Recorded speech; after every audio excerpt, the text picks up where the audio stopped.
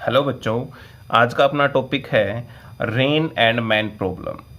बारिश के टाइम में सबने ऑब्जर्व किया होगा बेटा, जैसे हम चलते हैं तो क्या होता है कि बारिश से बचने के लिए हम छाता लेके चलते हैं। तो अब बात आती है कि छाता हम किस डायरेक्शन में करें कि जिससे हम भीगे नहीं। तो उसके लिए हमने क्या करना पड़ेगा, हमें ये पता होना चाहिए कि जो वेलोसिटी है बारिश की वो किस डायरेक्शन में हो रही है। अगर हमें वो पता लग जाए तो हम कर सकते हैं कि छाता हम किस डायरेक्शन में यूज करेंगे। ठीक है, तो उसके लिए हम एक एग्जांपल लेके चलते हैं। देखिए क्या कहता है इसमें, the man experience the velocity of rain relative to himself. ठीक है, जो आदमी है वो वेलोसिटी ऑफ रेन को ऑब्जर्व करता है खुद के रिस्पेक्ट में। To protect himself from the rain, the man should hold umbrella in the direction of relative velocity of rain with respect to man. तो जो मैन के रिस्पेक्ट में डायरेक्शन ऑफ वेलोसिटी है रेन की, उस साइड में क्या करेगा, वो अम्ब्रेला खोलेगा। तो उसके लिए हमने क्या माना कि हमने एक आदमी मान लिया, वो वॉकिंग करता हुआ जा रहा है वी वेलोसिटी से, और रेन जो है वो वर्टिकली डाउनवर्ड डायरेक्शन में आ रही है वेलोसिटी वी आर से। ठीक है, तो रिलेटिव वेलोसिटी क्या हो जाएगी। रिलेटिव वेलोसिटी यहां देखें कि जो हमने रेन जो ऑब्जर्व की है विद रिस्पेक्ट टू मैन, जो रिलेटिव वेलोसिटी है, तो वो देखिए हमारे पास है relative velocity of rain with respect to man.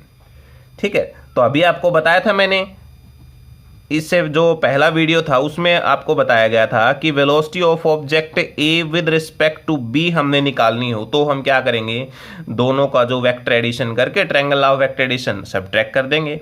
यानी relative velocity of rain with respect to man, तो वो किसके बराबर हो जाएगी, relative velocity of rain minus जो वेलोसिटी है मैन की, सॉरी ऑब्जेक्ट भी नहीं, मैन की जो हमने मान ली।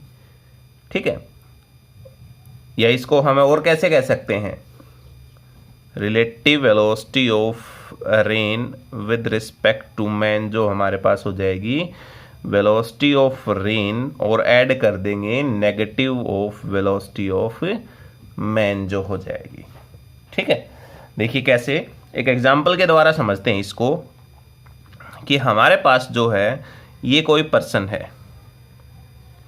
ठीक है, और बारिश होने लग रही है इस प्रकार से, वर्टिकली बारिश होने लग रही है। ठीक है, ये पर्सन जो है आगे चल रहा है इधर 12 मीटर पर सेकंड से हमने मान लिया। ठीक है, तो इसकी वेलोसिटी कितनी है, 12 मीटर पर सेकंड। अब इसको इस बारिश से बचना है तो क्या करना होगा, इसको छाता यूज करना होगा। ठीक है, तो अगर ये पर्सन यहां आ जाता है, ठीक है, तो यानी वर्टिकली डाउनवर्ड डायरेक्शन में हो रही है ना, वर्टिकली डाउनवर्ड, तो इसे क्या करना पड़ेगा, ऊपर ऐसे जो है वो एक अम्ब्रेला लेना पड़ेगा ऐसे। ठीक है, ये अम्ब्रेला ले लिया तो बारिश से बच जाएगा। लेकिन बेटा अगर देखें तो ये ऑब्जेक्ट जो आगे मूव करने लग रहा है उसके साथ साथ जो ग्राउंड के साथ अगर इसकी वेलोसिटी देखें, ठीक है, ग्राउंड के साथ अगर वेलोसिटी देखें तो जितने भी ऑब्जेक्ट है वो सारे के सारे इसको क्या लगेगा, ऐसे पीछे हो जाते दिखाई देंगे। तो ये भी इसे क्या लगेगा, ये पीछे हो जाती दिखाई देगी। अब मान लिए कि हमने क्या किया कि ये ऑब्जेक्ट है वो 1 सेकंड के अंदर 12 मीटर का डिस्टेंस ट्रेवल कर लिया। ये ऑब्जेक्ट पहले यहां था, अब यहां पहुंच गया है, यानी ये 12 मीटर का डिस्टेंस ट्रेवल कर लिया। तो उसके बाद हम ये मान ले कि ये पूरी जो है, बहुत सारी रेन ड्रॉप है, इनमें से कोई एक रेन ड्रॉप ले लेते हैं, तो ये रेन ड्रॉप है ये भी नीचे आएगी क्योंकि इसकी वेलोसिटी है वो डाउनवर्ड डायरेक्शन में हो रही है। मान लिया हमने ये जो रेन ड्रॉप है ये 3 मीटर पर सेकेंड से नीचे आ रही है। ठीक है, ये यहां से यहां तक जो है इजीली कैलकुलेट हो जाएगा, मान लेते हैं 5 मीटर पर सेकेंड से नीचे आ रही है। ठीक है, तो जैसे ऑब्जेक्ट जो हमारा ए ऑब्जेक्ट जो हमने लिया है, ये ऑब्जेक्ट यहां पर आगे आएगा तो ये भी नीचे आएगी। हो सकता है ये रेन ड्रॉप जो उसको स्ट्राइक भी कर दे और गीला कर दे। तो उसे क्या करना पड़ेगा, उसे इस डायरेक्शन के अंदर छाता लगाना पड़ेगा। ठीक है, इस डायरेक्शन में उसे छाता लगाना पड़ेगा जिससे ये भीगने से बच जाए। तो उसे डायरेक्शन फाइंड करने के लिए क्या करना पड़ेगा, हमने थीटा निकालना पड़ेगा। थीटा निकालने से पहले हम देखते हैं कि जो इसकी वेलोसिटी है वो क्या हो जाएगी। ठीक है, तो हमारे पास क्या बन गया, ये एक ट्रायंगल बन गई। इसको हम नाम दे देते हैं PQR, हमने नाम दे दिया। ठीक है, तो ट्रायंगल ऑफ वेक्टर एडिशन हम अप्लाई कर सकते हैं। तो यहां से देखें, हाइपोटेनस का स्क्वायर किसके बराबर हो जाएगा, बेस का स्क्वायर प्लस में जो परपेंडिकुलर का स्क्वायर है। तो 12 का स्क्वायर कितना हो जाएगा, 144 प्लस में ये कितना हो जाएगा, 5 5 25 हो जाएगा। तो H इज इक्वल टू 144 और 25 जोड़े तो ये हो गया आपके पास। और H की जो वैल्यू अगर निकालें हम तो किसके इक्वल हो जाएगा हमारे पास, √169। ठीक है, और यहाँ पर आ गया 13 मीटर। तो ये कितना आ गया हमारे पास, 13 मीटर। यानी जो रेन ड्रॉप है उसकी वेलोसिटी कितनी आ रही है, वो आ रही है 13 मीटर पर सेकंड। तो 13 मीटर पर सेकंड से वो इस डायरेक्शन में ऐसे आ रही है।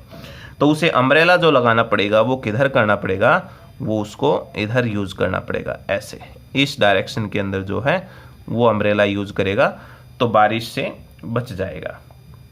ठीक है, तो डायरेक्शन जो हमने फाइंड करनी है, डायरेक्शन के लिए कैसे देखें, ये तो हमने वेलोसिटी निकाल दी। तो डायरेक्शन के लिए हम टेंजेंट थीटा फाइंड करेंगे। ठीक है, यानी टेंजेंट थीटा, और टेंजेंट थीटा किसके इक्वल, परपेंडिकुलर अपॉन बेस जो हो जाएगा, परपेंडिकुलर अपॉन बेस। परपेंडिकुलर कितना हमारे पास है, अब देखिए इसमें अगर हम मैन की विद रिस्पेक्ट टू रेन हम निकाले तो ये एंगल यूज होगा, क्योंकि मैन यहां है विद रिस्पेक्ट टू रेन, तो इस प्रकार से होगा। अब रेन की विद रिस्पेक्ट टू हम मैन निकाल रहे हैं तो एंगल कौन सा यूज होगा, ये एंगल यूज होगा, ये अल्फा हो जाएगा हमारा। ठीक है, तो जो टेंजेंट थीटा है इसकी जगह हम क्या यूज करेंगे, यहां पर टेंजेंट अल्फा यूज करेंगे, और अल्फा परपेंडिकुलर अपॉन बेस। तो इसके लिए परपेंडिकुलर कौन सा हो जाएगा, वो ये एंगल के सामने वाला, यानी PQ डिवाइड बाय क्या हो जाएगा, RQ जो हो जाएगा। और tangent alpha is equal to PQ कितना आपके पास है 12, और ये कितना है 5 जो हो जाएगा। और इसको कैलकुलेट करोगे तो ये आ जाएगा आपका 2.4 आ जाएगा। और यहां से अल्फा अगर निकालें तो टेंजेंट इनवर्स 2.4 आ जाएगा। ठीक है, ट्रिग्नोमेट्रिक जो टेबल है इसमें इनवर्स की जो टेबल होती है उसको अगर आप उसमें देखोगे तो टेंजेंट इनवर्स 2.4 की जो वैल्यू आएगी वो आएगी 16.4 डिग्री। यानी ये एंगल कितना आ गया हमारे पास, 16.4 डिग्री। तो ये मैन जो है इस छाते को, इस अम्ब्रेला को अगर ये 67.4 डिग्री के ऊपर रखेगा तो वो बारिश से बच जाएगा। ठीक है, तो ये हमारे पास होती है rain drop, rain and man problem जो है। ठीक है, तो इसको आपने अच्छे से करना है। कोई भी अगर प्रॉब्लम आती है तो वो आप कमेंट बॉक्स में ज़रूर लिखें। Thank you.